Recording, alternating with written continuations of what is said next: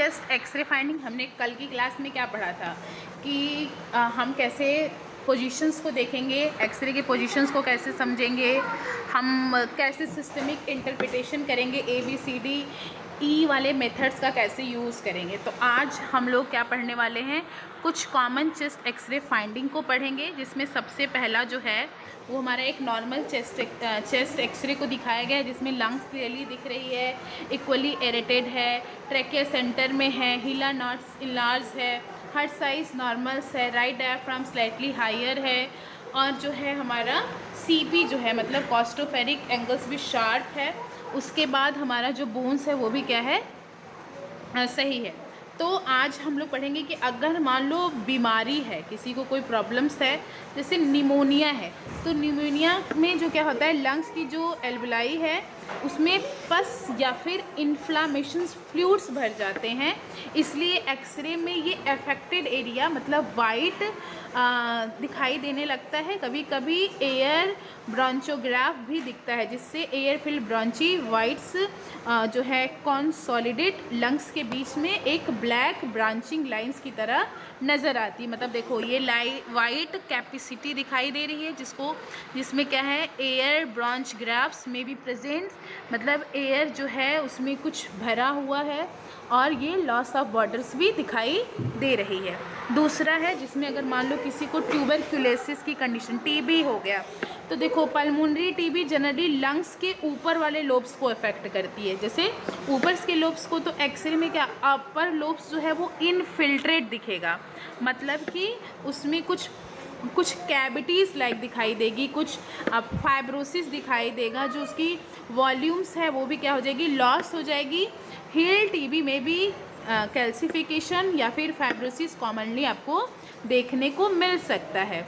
फिर हमारा आता है, अगर मान लो किसी को जो है ये जो है हमारा न्यूमोथोरैक्स है, न्यूमोथोरैक्स में क्या होगा कि जो हमारी प्लूरल कैविटी है उसमें एक एयर कलेक्ट हो जाती है, मतलब एक्सरे में आपको दिखाई देगा कि ब्लैक एरिया विदाउट लंग्स जो है मार्किंग की होगी, कुछ विजिबल प्लूरल्स लाइन दिखाई देंगी, और लंग्स एक दूसरे से कोलैप्स होने लगेंगे।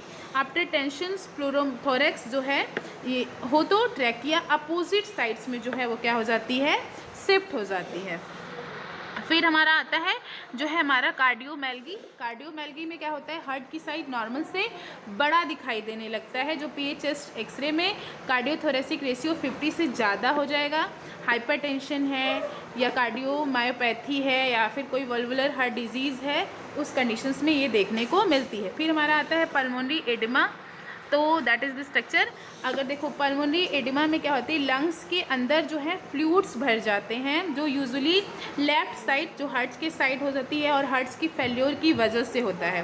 चेस्ट एक्सरे में दोनों लंग्स की जो सेंट्रल पार्ट है वो थोड़ी बाइलेटरल फ्लफी वाइट अपोजिट्स दिखाई देने लगती हैं, जिसे हम बैट्स विंग अपीयरेंस कहा जाता है। साथ में हमको कार्डियोमेल्गी और प्लूरल इफेंसेस भी प्रेजेंट्स होते हैं। एज अ फिजियोथेरेपिस्ट आपको क्या इसका यूज़ क्या है, आप इसको कैसे समझोगे या फिर क्या करोगे। तो देखो एज अ फिजियोथेरेपिस्ट देखो चेस्ट एक्सरे एक इंटरप्रिटेशन करना बहुत इंपॉर्टेंट है, स्किल है, इसी वजह से नॉर्मल्स और एबनॉर्मल्स एक्सरे में डिफरेंसेस समझ सकते हो। निमोनिया है, TB है, प्लूरल इन्फेक्शन है, और न्यूमोथोरैक्स है, पल्मोनरी एडिमा है, इन कंडीशंस को आप पहचान सकते हो और ये डिसाइड कर सकते हो कि पेशेंट को chest physiotherapy, airway cleanness technique, breathing exercise या फिर स्पेरोमेट्री या फिर ईजी मोबिलाइजेशन देना सेफ है या फिर नहीं है। और उसके साथ साथ एक्सरे फाइंडिंग में पेशेंट की हिस्ट्री, सिम्टम्स और फिजिकल एग्जामिनेशन के साथ कोरिलेट्स कर सकते हो। फिजियोथेरेपी एक सेफ और एक इफ़ेक्टिव ट्रीटमेंट्स प्लान बना सकते हो। तो बेसिकली आपको क्या याद रखना है कि अगर नॉर्मल डेंसिटी है तो air, fat, soft tissue, bones, metal, grey, white और जो है ब्राइट्स वाइट, मतलब दैट इज़ द स्ट्रक्चर। जो अगर आप ये देखो तो आप जब देखोगे अपीयरेंस देखोगे तो एक्सरे में अगर ब्लैक कलर दिखाई दे रहा है तो मतलब समझ लो एयर है, ठीक है। अगर फैट है तो वो डार्क ग्रे कलर का दिखाई देगा, कोई सॉफ्ट टिश्यू है तो वो ग्रे कलर का दिखाई देगा, बोन्स वाइट कलर के दिखाई देंगे, और जब मेटल्स की बात की जाएगी तो मेटल्स जो है एकदम ब्राइट्स वाइट कलर के दिखाई देंगे। ठीक है, दैट इज़ ये हमारा आज का टॉपिक रहा, जिसके बारे में आगे हम लोग और बहुत सारे टॉपिक के बारे में पढ़ेंगे। हमारा जो है ये जो निमोनिया है या फिर हमारा जो लंग्स को कैसे हम एक्सरे को देखेंगे, क्या करेंगे, वो हम लोगों ने आज की क्लास में देखी है। देखो ये सब हम लोगों ने देखा, that is the normal X ray देखा। तो अभी और आगे हम लोग कुछ और नेक्स्ट टॉपिक के बारे में पढ़ेंगे। हेलो स्टूडेंट, आज हम लोग सीटी स्कैन के बारे में पढ़ने वाले हैं। सीटी स्कैन, जिसको हम कंप्यूटर स्टेमोग्राफी के नाम से जानते हैं। तो सीटी स्कैन कंप्यूटर स्टेमोग्राफी एक एडवांस डायग्नोस्टिक इमेज टेक्नोलॉजी है जो एक्सरे और कंप्यूटर टेक्नोलॉजी का यूज़ करके बॉडी के internals organs, bones, blood vessels और सॉफ्ट टिश्यू के क्रॉस सेक्शन मतलब स्लाइस बाय स्लाइस और 3D इमेज को बनाती है। इससे डिजीज़ और इंजरीज़ का एक्यूरेट डायग्नोसिस कर पाते हैं। तो सीटी स्कैन एक ऐसी इमेजिंग इन्वेस्टिगेशन है जिसमें एक्सरे और कंप्यूटर प्रोसेसिंग के मदद से बॉडी के अंदर ऑर्गन और टिश्यू की डिटेल क्रॉस सेक्शन इमेज बनाई जाती है, जिससे डायग्नोसिस और ट्रीटमेंट प्लानिंग्स में मदद मिलती है। अगर bones absorb the most X-ray, soft tissue absorb in a moderate amount, fat absorb a less and air absorb the least। ये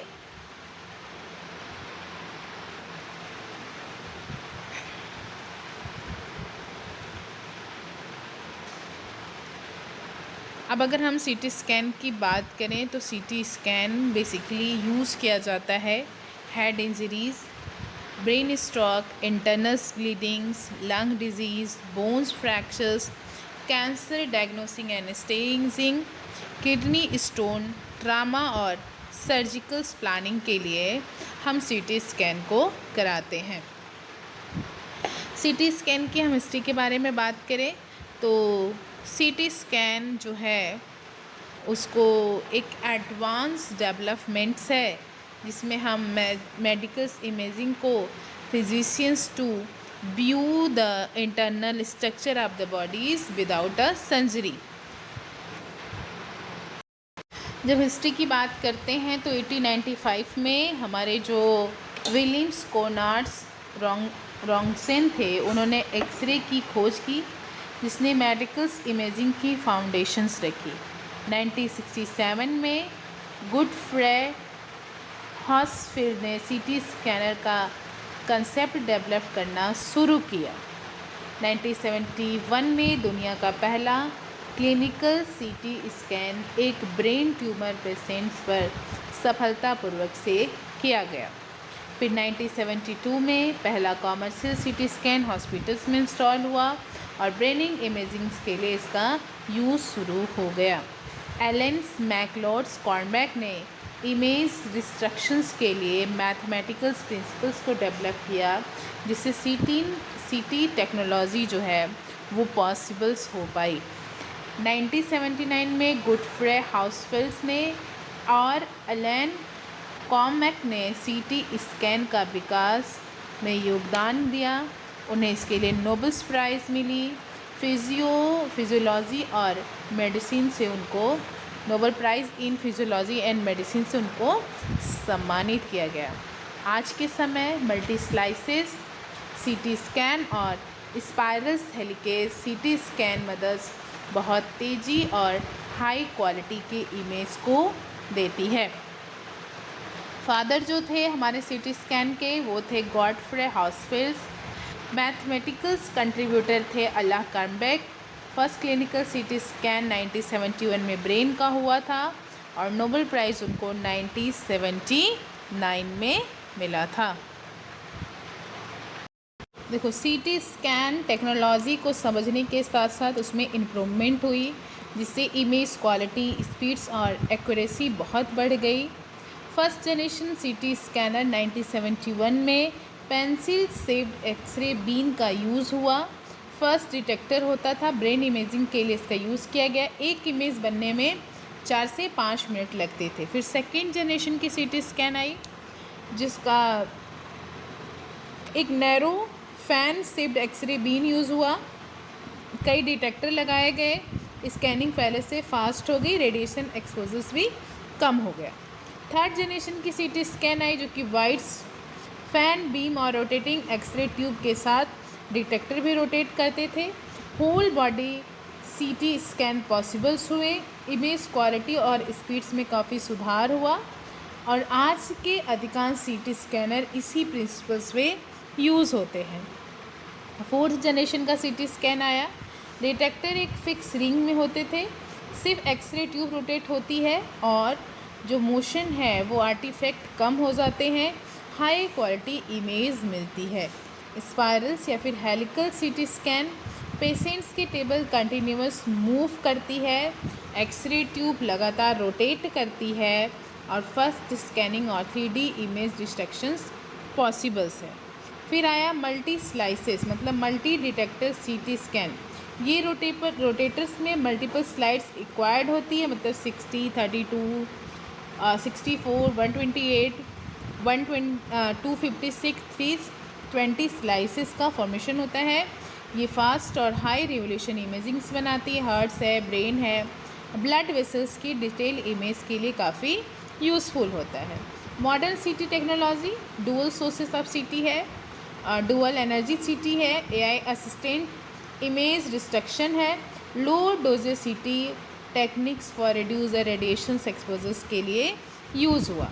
तो first generation pencil beam, second generation fan beam, third generation rotating tubes, rotating detector, fourth generation rotating tube fix detector ring, और modern सीटी spiral सीटी, MD-CT, dual energy सीटी और AI based सीटी restrictions होना start हुआ। तो कंप्यूटेड टोमोग्राफी एक ऐसा डायग्नोस्टिक इमेजिंग टेक्नोलॉजी है जहाँ पे जो है एक्सरे ट्यूब रोटेटिंग्स जो है मल्टीपल्स एक्सरे इमेज को डिफरेंट एंगल्स पे देता है अराउंड द पेशेंट्स।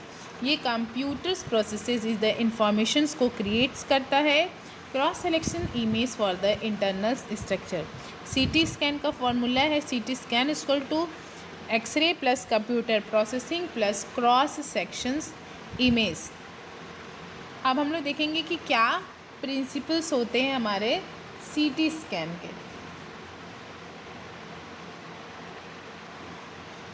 देखो, जब प्रिंसिपल्स की बात करते हैं तो सीटी स्कैन जो है उसका प्रिंसिपल्स एक्सरे एब्जॉर्प्शंस और कंप्यूटर बेस इमेज डिस्ट्रक्शन के बेस पे होता है।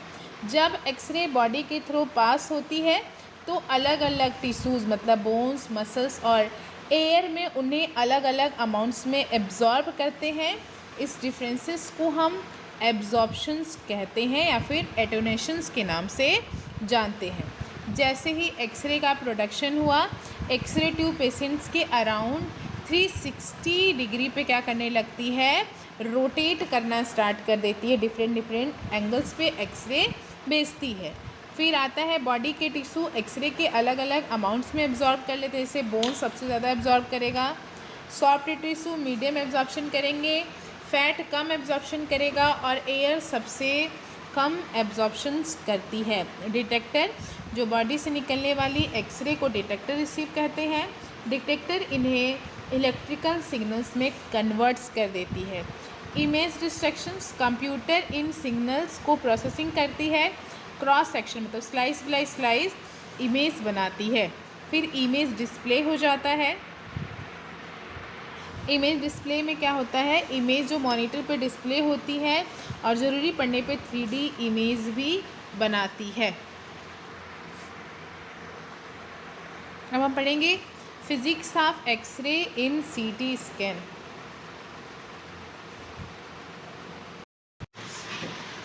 देखो, physics of X-ray in the CT scan. देखो, सीटी स्कैन में जो एक्सरे का यूज़ बॉडी के इंटरनल स्ट्रक्चर की डिटेल क्रॉस सेक्शन इमेज बनाने के लिए किया जाता है। सीटी स्कैन की फिज़िक्स एक्सरे जनरेशंस उसकी एब्जॉर्प्शंस, उसके डिटेक्टर और उसके इमेज रिकंस्ट्रक्शन के बेस पे होती है। तो एक्सरे जनरेशंस क्या होता है, एक्सरे ट्यूब से हाई वोल्टेज जो है वो अप्लाई की जाती है। इलेक्ट्रॉन कैथोड से निकलकर एनोड तक टकराते हैं। इस टक्कर से एक्सरे जो है वो क्या होती है, प्रोड्यूस होती है, जिसमें एक्सरे बीम जो है वो क्या करती है, एक फेन शेप्ड और कॉन्सेप्ट एक्सरे बीम होती है जो कि एक्सरे ट्यूब पेशेंट्स के अराउंड कंटिन्यूसली क्या करती है, रोटेट्स करती है।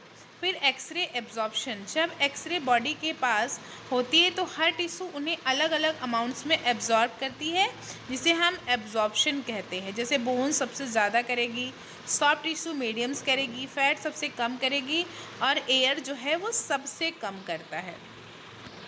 फिर आती है हमारी डिटेक्टर, मतलब कि जो पेशेंट से निकलने वाली एक्सरे डिटेक्टर रिसीव करके डिटेक्टर एक्सरे फोटॉन के इलेक्ट्रॉन सिग्नल से कन्वर्ट कर देता है और फाइनली जो है इमेज का फॉर्मेशन हो जाता है। फिर आता है हमारा प्रिंसिपल्स। देखो एक्सरे जो है वो किससे फॉर्म होती है, वो प्रिंसिपल्स नहीं, प्रॉपर्टी। देखिए प्रॉपर्टीज़ क्या है कि जो हमारा एक्सरे होता है वो इलेक्ट्रोमैग्नेटिक वेव, मतलब एक्सरे इलेक्ट्रोमैग्नेटिक रेडिएशन है। इसकी वेवलेंथ बहुत छोटी और एनर्जी इसमें बहुत ज़्यादा होता है। इनविजिबल रेज, मतलब एक्सरे की आँखों से नहीं देखा जा सकता। Travel in straight line, X-ray सीधी लाइन में ट्रेवल करती है। Travel at the speed of the lights, vacuums में एक्सरे लाइट की स्पीड मतलब 3 × 10⁸ माइक्रोमीटर पर सेकेंड से ट्रेवल करती है। No masses no changes, X-ray का कोई मास और इलेक्ट्रिकल चार्ज नहीं होता है। हाई पेनिट्रेटिंग पावर, एक्सरे जो है बॉडी के टिश्यू को पेनिट्रेट करके बहुत ज़्यादा बोन्स जो है एब्जॉर्ब करते हैं, जबकि सॉफ्ट टिश्यू और एयर्स कम करते हैं। फिर फ्लोरेसेंस बनती है, कुछ फ्लोरेसेंट मटेरियल्स गिरने से लाइट जो है वो क्या होती है, प्रोड्यूस होती है। फिर आता है हमारा photographic effect, X-ray photographic film में डिजिटल डिटेक्टर पे इमेज बनाती है। Biological effect, high doses X-ray cell की डीएनए को डैमेज कर सकती है, इसलिए रेडिएशन प्रोटेक्शंस बहुत ज़रूरी होता है। सबसे कम एयर, फिर फैट, फिर वाटर, फिर सॉफ्ट टिश्यू, बोन और सबसे ज़्यादा मेटल्स जो है वो करती है। अब हम पढ़ेंगे कंपोनेंट। आप लोगों को स्ट्रक्चर दिखाई दे रहा है सीटी स्कैन का। अब हम लोग क्या करेंगे, इसमें क्या क्या प्रेजेंट होता है सीटी में, इसको देखेंगे। तो देखिए अगर आपको दिख रहा होगा तो इसमें एक होता है हमारा गैनेटरी। सीटी स्कैन का जो एक सेलुलर रिंग्स है ना, जो गोल गोल से रिंग्स दिखाई दे रही है, उसको हम गैनेटरी के नाम से जानते हैं। इसके अंदर एक्सरे ट्यूब और डिटेक्टर लगे होते हैं और इससे जो है एक्सरे ट्यूब और डिटेक्टर पेशेंट्स के अराउंड्स क्या करती है, रोटेट करती है। X-ray tube high energy X-ray produce करती है, डिफरेंट एंगल से पेशेंट पे एक्सरे भेजती है। डिटेक्टर जो है, देखो गैनेटरी, एक्सरे ट्यूब। अब हम पढ़ेंगे डिटेक्टर।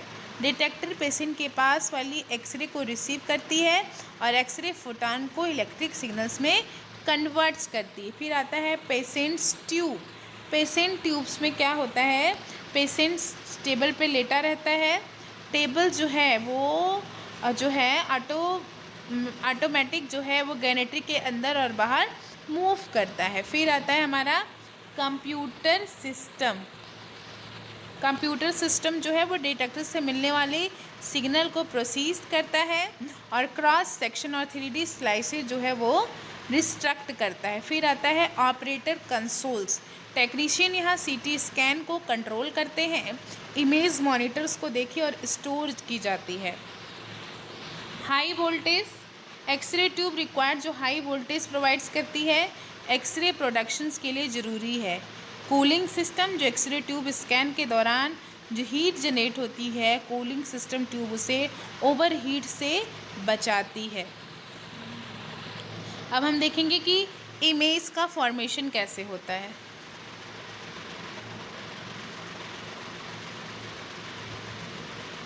देखो, इमेज फॉर्मेशन जो है, this process is image formations including.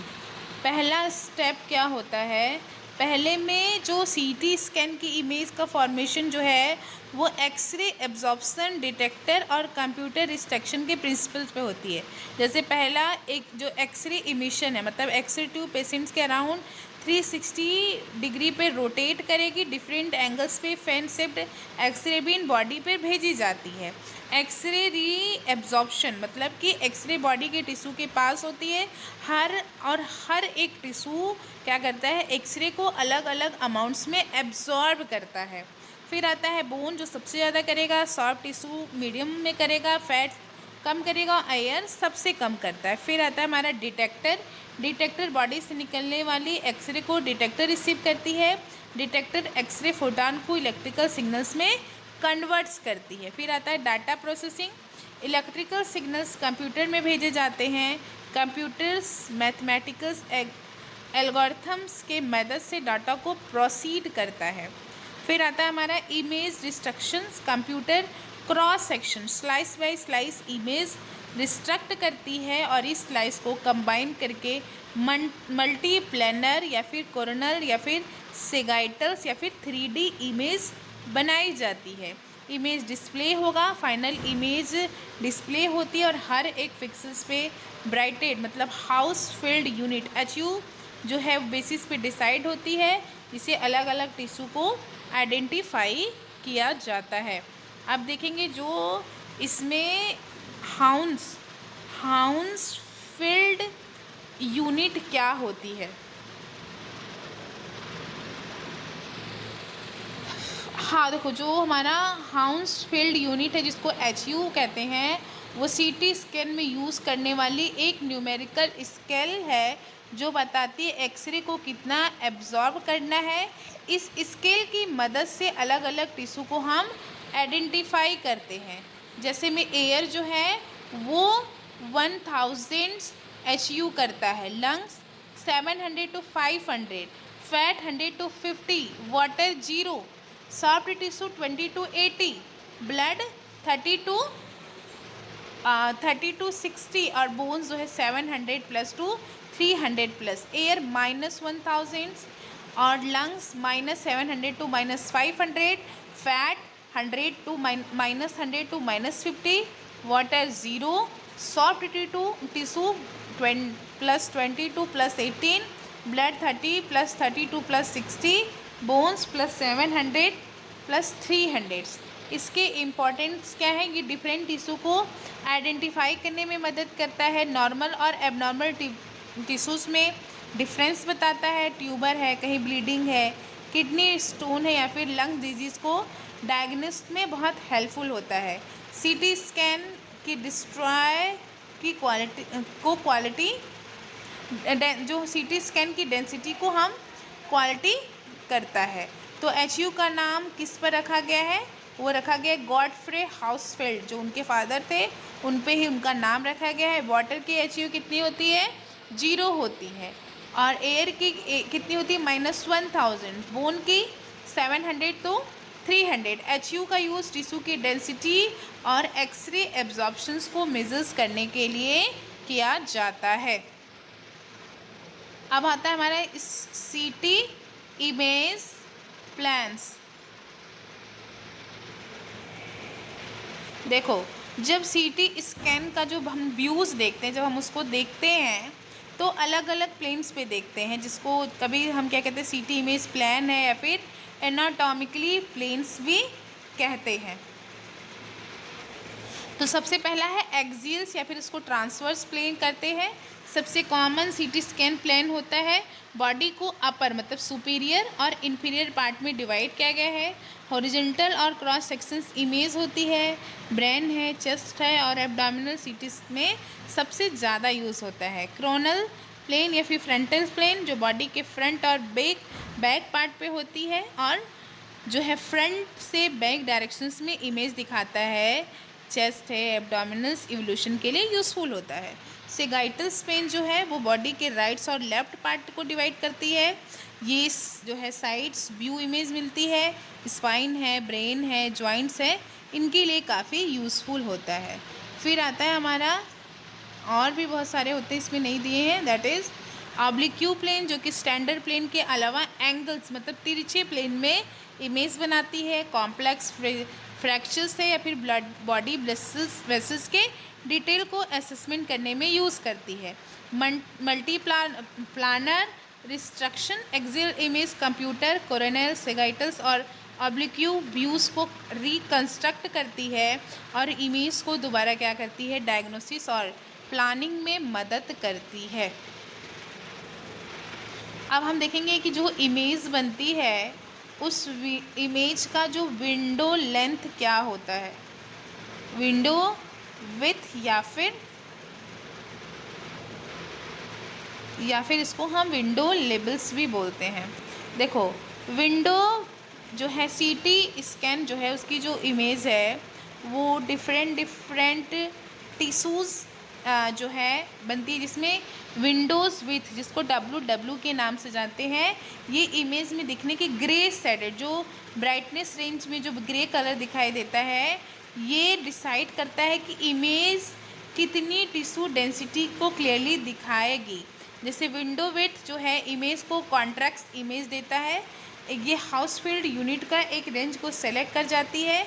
इसी रेंज से टिश्यू अलग अलग ग्रे शेडेड्स में दिखाई देते हैं, जिसमें नैरो विंडो विड्थ है जिसमें ग्रे शेडेड रेंजेस कम होती है, वाइड है जिसमें ग्रे शेडेड जो है वो ज़्यादा होती है। और इसके एडवांटेज क्या होते हैं, जिससे इमेज कंस्ट्रक्ट इम्प्रूव होता है, डिफरेंट ऑर्गन टिश्यू को क्लियरली दिखाई देता है और डायग्नोसिस को ज़्यादा एक्यूरेट्स करता है। अब आती है लेबल, विंडो लेबल।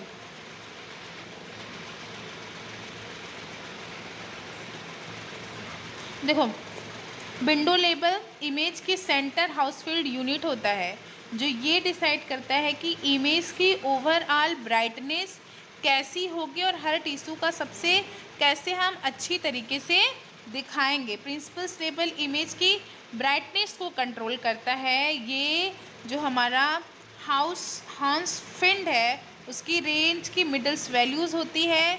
अलग अलग आर्गन्स को अलग अलग विंडो लेबल पे सेट किया जाता है, जिसमें टाइप्स है हमारा लो विंडो लेबल जो डार्क दिखाई देता है, हाई विंडो लेबल्स जो कि ब्राइट्स दिखाई देता है। जैसे ब्रेन की जो विंडो होती है ना, वो कुछ +35 टू +40 HU होती है, जो कि ब्रेन की टिश्यूज़ को दिखाती है। सॉफ्ट टिश्यूज़ विंडो जो होती है वो होती है हमारी +40 टू 60 HU, जो कि एब्डोमेन और मसल्स के लिए होती है। लंग्स का विंडो जो है वो -500 टू 700 HU होती है, जो कि लंग्स के पैरेन्काइमा को दिखाती है। और बोन्स विंडो जो है वो +300 टू 500 HU होती है, जो बोन्स को दिखाने का काम करती है। अब आपको लग रहा होगा कि विंडो लेबल्स और विंडो विड्थ में क्या अंतर होता है, तो ये क्या करती है, इसके जो विड्थ होता है वो उसके कॉन्स्ट्रैक्ट को कंट्रोल करती है, जबकि विंडो लेबल उसकी ब्राइटनेस को कंट्रोल करती है।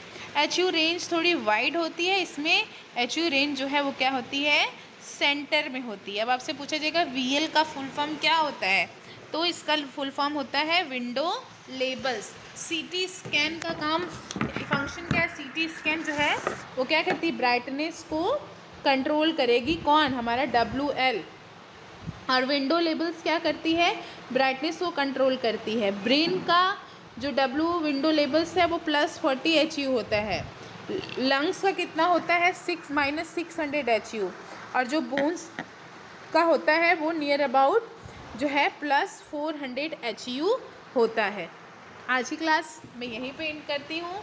हम लोग नेक्स्ट डे पढ़ेंगे विद द नेक्स्ट टॉपिक।